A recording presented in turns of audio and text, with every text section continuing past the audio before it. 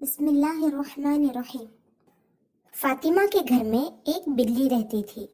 بلی فاطمہ کے ساتھ کھیلا کرتی اور اس کے آس پاس ہی رہا کرتی تھی۔ فاطمہ اسے کھلاتی پلاتی اور اس کا خیال رکھتی تھی۔ فاطمہ کی آواز سن کر بلی دوڑ کر آیا کرتی تھی۔ لیکن ایک دن جب فاطمہ اسکول سے گھر آئی تو بلی نظر نہیں آ رہی تھی۔ ڈھونڈتے ڈھونڈتے فاطمہ آنگن میں پہنچی تو اچانک دیکھا کہ وہ بلی زمین پر پڑی ہے۔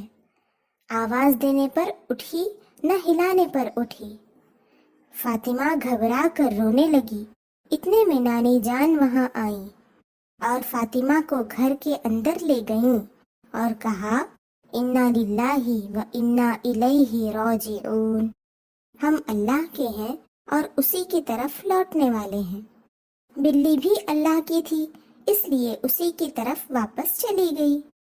ہم بھی ایک دن چلے جائیں گے، اس میں گھبرانے کی کوئی بات نہیں۔ فاطمہ نے پوچھا، کون کون اللہ کے ہیں جو واپس اس کے پاس جانے والے ہیں؟ نانی جان نے کہا، سارے لوگ اور ساری چیزیں اللہ کی ہی ہیں۔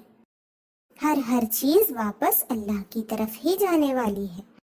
اس لیے کبھی کوئی مصیبت آئے یا کوئی چیز گم ہو جائے یا ٹوٹ جائے تو یہی بات یاد کرنی چاہیے کہ اللہ کی دی ہوئی چیز تھی، واپس چلی گئی، اور یہ دعا پڑھنا چاہیے، انا للہ و انا الیہ راجعون، انا للہ و انا الیہ راجعون، انا للہ و انا الیہ راجعون، ہم اللہ کے ہیں اور اسی کی طرف لوٹنے والے ہیں۔ اللہ تعالیٰ چاہے گا تو دوسری چیز دے دے گا اور اس دعا کی وجہ سے نیکیاں دے گا۔